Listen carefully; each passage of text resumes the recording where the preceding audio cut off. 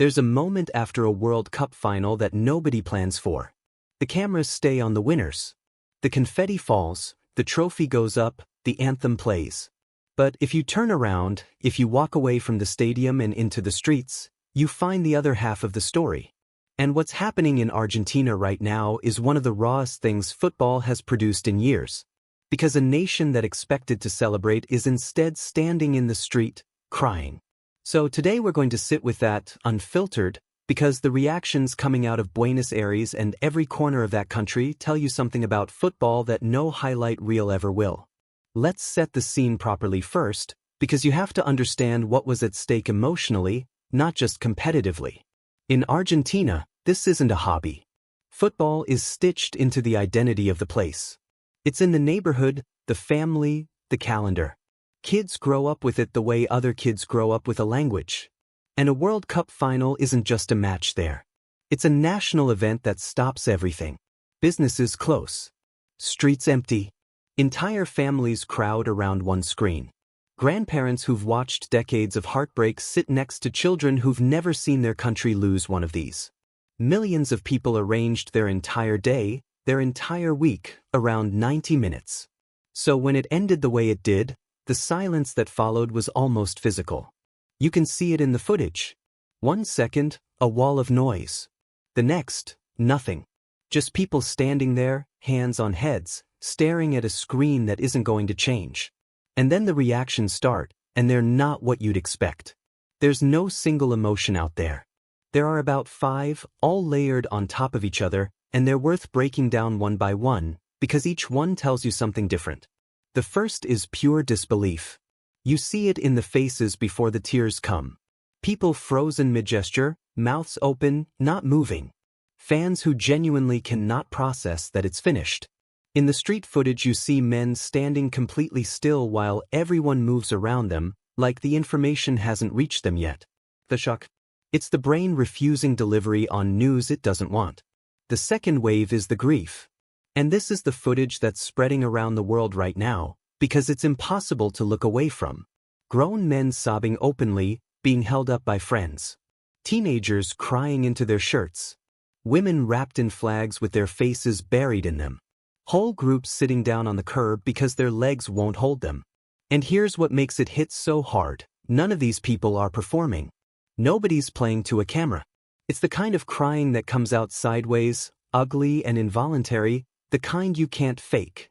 There's a moment I keep seeing in the clips, and I think it's the one that captures everything. An older man, maybe 70, standing alone with tears running down his face while a young kid tugs at his arm trying to comfort him. Think about what that man has lived through. Decades of hope. Decades of near misses. The idea that he might not get another one. That's not about a football match. That's about time.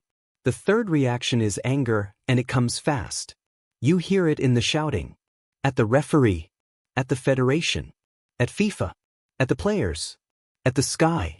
It's not always logical, and it's not meant to be. Anger is what grief does when it needs somewhere to go. And in football, there's always a convenient target. Some fans in these clips are furious about specific decisions. Others are furious about the way the whole tournament was run. And some are just furious, full stop, at nobody in particular. The fourth reaction is the one people don't expect, and honestly it's the one that says the most about Argentine football culture. Even through the tears. Listen to what people are actually saying out there once they can speak. You hear versions of the same thing over and over. We gave everything. We're still Argentina. We'll be back. Fans wiping their faces and then, almost defiantly, lifting the flag again. Groups who started the night singing and, after everything, are still singing at the end of it. Quieter, hoarser, but still singing. There's something genuinely moving about that. Losing didn't make them let go of it. And the fifth, which comes last and hits hardest, is love for the players. That's the thing the outside world often gets wrong about moments like this. The assumption is that fans turn on the team. And sure, some do, there's always some. But the overwhelming tone in these street reactions is protective. People defending their players. Saying they're proud of them. Saying don't you dare blame him. In a sport where fans are stereotyped as fickle, This is the opposite, and it's worth noticing. Now let's talk about why these videos are traveling so far around the world, because they're being watched by millions of people who don't support Argentina at all. The honest answer is that these reactions are the most human thing in the entire sport.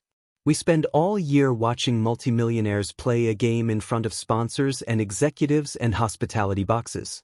It can feel distant, corporate, manufactured, and then a final ends and you see a man in an ordinary street in an ordinary shirt, crying because 11 people he's never met didn't win a game.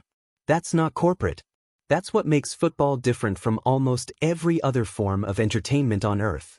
Nobody cries in the street because a TV show ended badly. And that's the uncomfortable irony sitting underneath all of this. While people at the top of the game argue about expansion and money and politics, and who gets which committee seat, this is what they're actually trading in. That feeling. That's the product.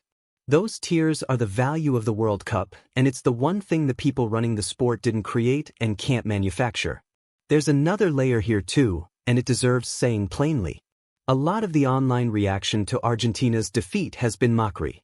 Given the controversies that have followed that squad in recent years, plenty of people online saw the loss as some kind of justice and went straight to the memes. And look, football rivalry is football rivalry, that's part of it. But there's a difference between rivalry and celebrating an entire nation's grief.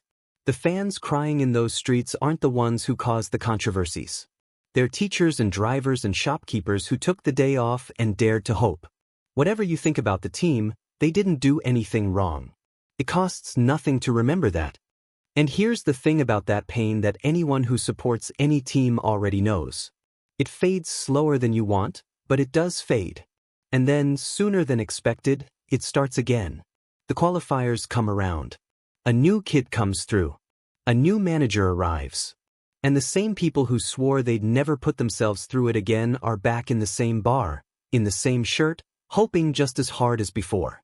That's the deal you sign when you fall in love with a football team. The heartbreak isn't a bug in the system. It's the proof that it mattered. So if you're watching those clips, don't just watch them as content. Watch them as the honest end of the story. Somebody has to lose these things.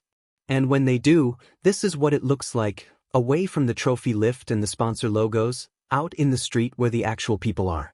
What did you make of these reactions?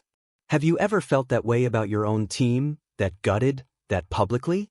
Tell me in the comments, because I think a lot of you have, and I genuinely like to read them. And if you want more coverage of every side of this story, not just the winners, hit subscribe and turn on the bell. There's plenty more coming.